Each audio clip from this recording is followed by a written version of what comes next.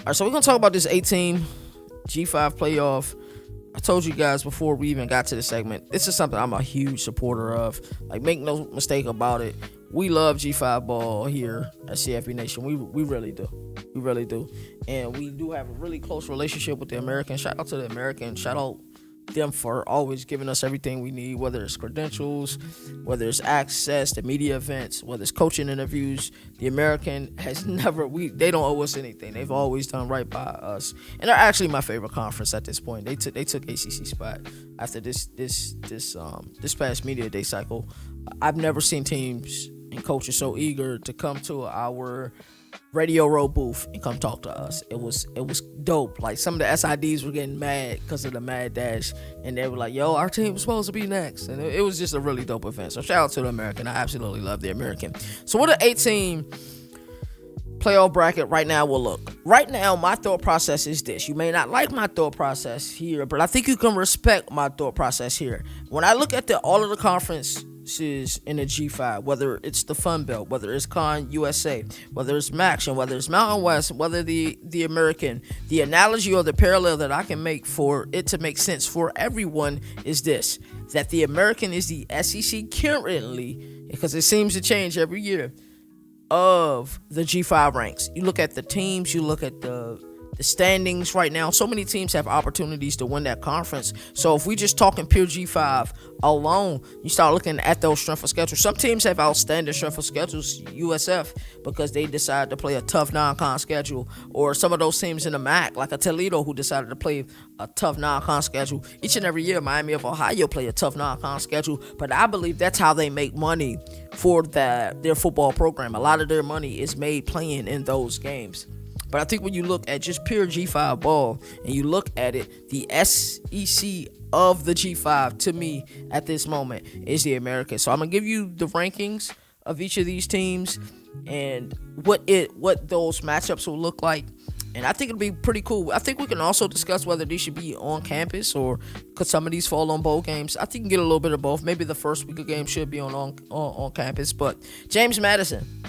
And then this form of the bracket, this is with USF being the number one team based on strength of schedule, even though they do have 3 losses on the season. And I did use, it was Herb Bros, the list he made, but it was using another site, but it might be his site. I'm not sure. But shout out to Herb Bros. He's in one of the pick'em leagues that I'm in. So JMU will be the number one team in here. 8-1 only losses to Louisville. Bob Chesney is doing an outstanding job. He will get some P4 looks coming into here. And Barnett has really been the biggest factor for this team. They got 2 quarterbacks that they can use, but Barnett has been the biggest factor for this team. I love what JMU is doing, and I think should be rated the number one team if they don't make the CFP. And the team that they will play is Old Dominion. Old Dominion will be 8 here. They do have 3 losses, but Ricky Rain has some really great wins. They did beat Virginia Tech. That will be the game that ultimately led to Brent Pryce firing, and that was in Blacksburg. And they supposed to be little bros to Virginia Tech, but they handle business for sure. So love what Old Dominion is doing right now. That's a really great matchup. 1v8. It's a Sun Belt matchup, and it will be great. And Old Dominion will have to make that trip. Not too far to Beresford Stadium to play James Madison. I ain't mad at that at all. All Virginia showdown, all Sun Belt showdown, I ain't mad at it at all. Then we have a really great matchup. I think a really style makes fights type matchup. We have North Texas, who's number 2, currently 8-1 in the American. And if you don't love the Drew Matzemaker story, you don't love the Eric Morris story, you're not a fan of college football in my opinion. You're just not.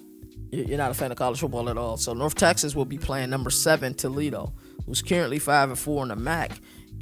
But you got to look at their strength of schedule, and everybody's kind of the MAC is just bunched up. That's the only way I can explain it. If you look at those standards, so I think this is a true tempo versus toughness. You get that tempo that North Texas is going to run with Eric Morris and company, and then you're going to get that blue collar Jason Candle type atmosphere. Hey, we worked our way up the ranks to get to where we're at now, and that's the type of matchup you're gonna get here. Styles makes fights. Can Toledo control the war of attrition on the line of scrimmage? Can they control the ball, or will the tempo be too much? Be an outstanding game in Denton, Texas. We are not worthy. This will be an outstanding matchup. Our next matchup Memphis, who will be number 3, 8-2 the American, versus Tulane, 7-2 the American. We get this game again, and hopefully, if we got this game again, Brendan Lewis will be healthy this time around. Because I do believe, even though like Jay Ratzlaff after the perform, I don't know if like he shook All McCown's hand from the prior week when UTSA put hands and feet on him, and All McCown went 31 of 33 for like 370 and 4 tutties, no interceptions. Like, but Jake Ratzlaff was super hot in that first half. But I like to see this matchup again. This one would be back in Memphis again. So could Tulane go walking in Memphis again and leave with a victory? That would be outstanding to see. But yes, I would love to see Brendan Lewis healthy for this game. Josh Summerall, at this time, would he already have taken another job? Because his name is in a lot of talks for a lot of different places. So that'll be interesting to see who will become the interim head coach. Like, would it be a guy like Joe Craddock who will become the interim head coach? So it'll be interesting. Also, Ryan Silverfield, in my opinion, I know there was a fake article out about a week ago about him going to Arkansas, but why haven't we heard his name in many of these coaching talks? I don't know. To me, it's always interesting how people kind of pick and choose. I guess they look at Summerall's track record, what he was able to do at Troy, the success that he's been able to have at Tulane. But, dude, Ryan Summerfield has done an outstanding job.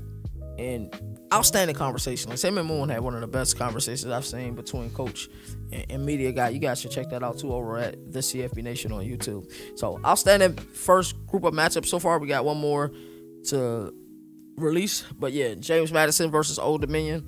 That's a Virginia matchup, old Sun Belt matchup. I love it. North Texas versus Toledo is the second matchup. We got Toughness versus Tempo, and then we got this Memphis versus Tulane, part 2, and it could even end up being part 3, depending on how the chips fall in the American. But it'll be interesting.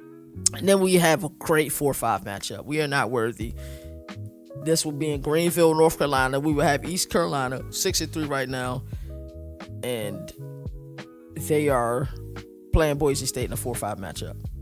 Spencer Danielson, what does that look like? They're representing the Mountain West 4-5 matchup. I think this would be a beautiful 4-5 matchup for sure. I really do. And then we have, so that's the first group of games, and I ain't mad at it at all. 18 playoff, what that look like? In this case, who would you guys have winning it all? If we went from opening round being on campus to then bowl games for the rest of these games, I think you would have to look at a team like North Texas and what they can do. Their tempo can be scary. I think they would be scary, especially at that 2 spot. They would be extremely scary. James Madison will be scary, but don't think that Old Dominion can walk into Bridgeport Stadium and leave with a win. So I think these would be some really interesting matchups. I'm not sure if this has been discussed with all of the teams and the prestigious universities of the Group of 5 conferences, but we need a G5 playoff. This can be really great when you think about like in between what's going on with the CFP, and an 8-team G5 playoff will be outstanding. Like I said, I've been a huge fan of this for a very long time, and I think we need to make this happen. The G5 just deserves more. Like, your Super Bowl for you shouldn't be a bowl victory. That shouldn't be it. And, at the end of the year, if you have great players like we see with Scudero and that San Jose State, he's leaving this year. And you don't even have no say in that. You really don't. So I would love for the G5 to have a playoff. It'll really build up all of those conferences to crown a G5 champion. I think would be outstanding. I know they want inclusion with the FBS because they are FBS programs. That's cool too, and you do get that kind of with the CFP because you do get one team with the CFP. But at the end of the day, dog, like, G5 playoff, huge fan of this. I've seen other people who are also fan of this, and that's what that would look like. So I ain't mad at it at all.